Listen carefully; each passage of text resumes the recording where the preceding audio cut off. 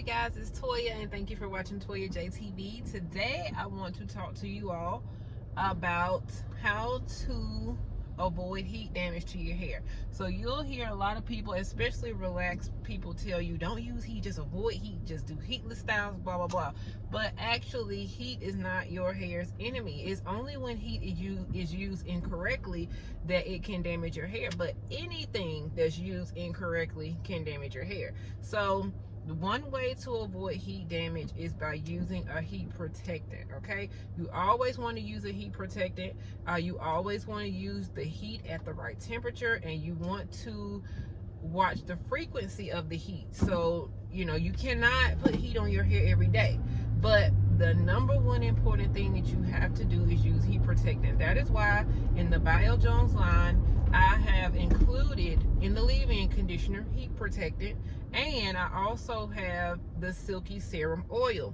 The Silky Serum Oil is a great heat protectant. So if you get those two things together, the leave-in conditioner and the Silky Serum Oil, it protects your hair when you're using heat. So what you would do is, of course, after you shampoo your hair and towel dry it, shampoo and condition your hair, towel dry it, and then you would add the leave-in. The great thing about my leave-in is that it is in a liquid form, so it will not weigh your hair down. You'll find that a lot of the cream-based leave-in conditioners, they kind of make your hair heavy, and I like for my hair to move and have a lot of body and bounce, and it does not do that when the products are too heavy.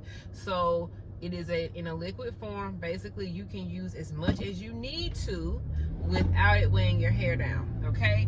Then with the Silky Serum Oil, what I normally do is I put like a dime sized amount, and it just depends on how much hair you have.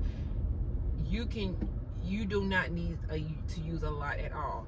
But what you would do is you put a dime size, like I put a dime size amount in my hand, rub it all over, and that's the key. Don't just rub it in the palms. You want to rub it all over your fingers and everything, because when you're doing this to your hair, all of your hand is getting on your hair. So you don't want to only apply to this area, you want to apply it to your fingers as well, so that when you're running your fingers through your hair and you know you're doing all this, it's getting on all of your hair. Then you blow dry that in and then flat iron it like you normally would, and that's not only protecting your hair, but it's adding a shine to your hair, and it does not weigh your hair down. Okay, I did that to my hair when I got ready to flat iron it. I put a little bit on my hair, and you can see my hair still moves. Okay, my hair still moves, it still has a lot of body in it, and this is with short hair. So imagine if my hair was longer. Okay, it would be moving even more. But